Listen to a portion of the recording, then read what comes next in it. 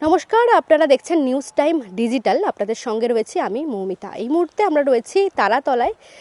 ভয়ঙ্কর যে গোডাউন বিপর্যয় তার দুর্ঘটনাস্থলে, এবং প্রতিনিয়ত আমরা সেই আপডেট তুলে ধরছি। আজকে নিয়ে তো চতুর্থ দিন এই দুর্ঘটনার পরবর্তীতে যেভাবে এনডিআরএফ, সেনাবাহিনী, পুলিশ প্রশাসন, দমকল, পুরসভার তরফ থেকে আধিকারিকরা, ডিজাস্টার ম্যানেজমেন্ট গ্রুপ এবং ভারতীয় রেলও এই উদ্ধার কাজে হাত লাগিয়েছে। 72 ঘন্টা অতিক্রান্ত, এখনো পর্যন্ত উদ্ধার কাজ চলছে। তবে প্রাথমিক উদ্ধার কাজের যে প্রক্রিয়া সেটা কিন্তু প্রায় শেষ পর্যায়ে বলা যায়। এই মুহূর্তে ধ্বংসস্তূপের ঠিক কী ছবি বা কি পরিস্থিতি হয়ে রয়েছে সেই ছবিটাই আপনাদেরকে তুলে ধরবো। আমরা দেখেছি যে একাধিক অত্যাধুনিক প্রযুক্তির সাহায্য নেওয়া হয়েছে, একাধিক অত্যাধুনিক যন্ত্রকে কাজে লাগানো হয়েছে।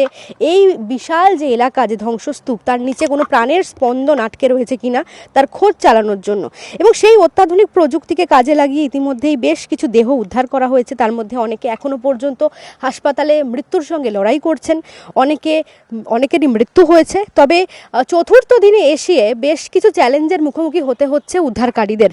তার কারণ প্রাণের স্পন্দন খোঁজার জন্য যে ভিকটিম লোকেটিং ক্যামেরা বা অনেক ক্ষেত্রে যে সেন্সারের সাহায্য নেওয়া হচ্ছিল, সেই সেন্সার থেকে বা সেই যন্ত্র থেকে কিন্তু কোনো রকম রেসপন্স মিলছে না। এটা খুব সহজেই অনুমান করা যায় যে 72 ঘন্টা পেরিয়ে যাওয়ার পরে ভিতরে জীবিত অবস্থায় কারোরই বেঁচে থাকার সম্ভাবনা প্রায় নেই বললেই চলে, এবং যে কারণে যে প্রাণের স্পন্দন তারা খোঁজ করছিলেন, যে সেন্সার, অত্যাধুনিক সেন্সারকে কাজে লাগানো হচ্ছিল বা মোবাইল টাওয়ার ট্র্যাকারকে কাজে লাগানো হচ্ছিল, সেই সমস্ত যন্ত্রপাতি তাদের তরফ থেকে কিন্তু রেসপন্স নতুন করে আর কিছু আসছে না। এবং এখান থেকেই বিষয়টা স্পষ্ট যে ভিতরে জীবিত অবস্থায় অন্তত কেউ আটকে নেই। উদ্ধারকারীরা পরবর্তীতে তারা যে কাজ করবেন সেটা হচ্ছে এই যে লোহার স্ট্রাকচার, যে বড় বড় লোহার বিমগুলো রয়েছে সেগুলো তারা কাটিং করা শুরু করবেন, অর্থাৎ ইন্টেন্সিভ কাটিং তারা করবেন। তার কারণ এই 3 তলার যে ওপরের যে ধ্বংসস্তূপ আমরা দেখতে পাচ্ছি, তার নিচে কিন্তু আরও একাধিক স্তর রয়েছে, আরও একাধিক লেয়ার রয়েছে। সেই ধ্বংসস্তূপের নিচে কিন্তু টিনের পাত, তার বিভিন্ন যে লেয়ারগুলো একেবারে চাপা পড়ে গিয়েছে, সেইগুলোকে কেটে তারা ভিতরে প্রবেশ করে একেবারে নিবিড়ভাবে তল্লাশি করবেন যে ভিতরে কোনো দেহ আটকে রয়েছে কিনা বা কোনো রকম কেউ এখানে আটকে রয়েছেন কিনা। সেক্ষেত্রে ইন্টেন্সিভ কাটিং, বিভিন্ন রকমের যে অক্সি কাটার, প্লাজমা কাটার যে যন্ত্রকে কাজে লাগানো হচ্ছিল, সেই সমস্ত যন্ত্রের সাহায্য তারা নেবেন।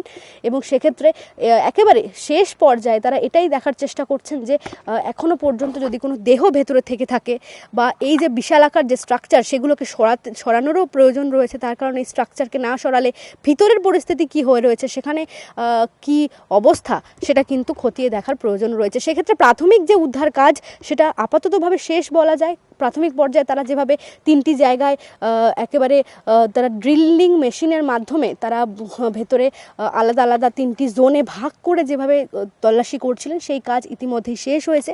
এবার শুরু হবে এই লোহার স্ট্রাকচারগুলোকে কাটিং করার কাজ। সেই স্ট্রাকচার কেটে তারা পরবর্তীতে ভিতরের যে অংশ সেগুলো কিন্তু তারা এবার খোঁজার কাজ শুরু করবেন। এবং একাধিক যে এনডিআরএফ বা স্নিফার ডগকেও কাজে লাগানো হয়েছে, ভারতীয় রেলের যে অত্যাধুনিক প্রযুক্তি সেগুলোও কিন্তু এখানে ব্যবহার করা হয়েছে। সেই জায়গা থেকে এবার তারা এটাই একেবারে নিশ্চিত হতে চাইছেন যে কোন রকম দেহ আটকে রয়েছে কিনা নিচে, বা তার পরবর্তীতে এই লোহা স্ট্রাকচারের নিচে কি পরিস্থিতি হয়ে রয়েছে সেখানে ভিতরে প্রবেশ করে তারা কিন্তু সেখানগুলোতে তল্লাশি করবেন।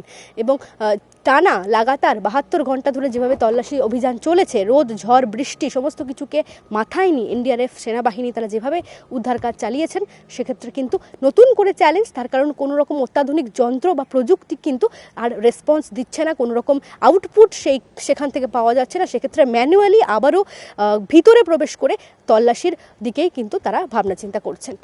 ক্যামেরা তাপস ঘোষের সঙ্গে মৌমিতা মিত্র, নিউজ টাইম ডিজিটাল।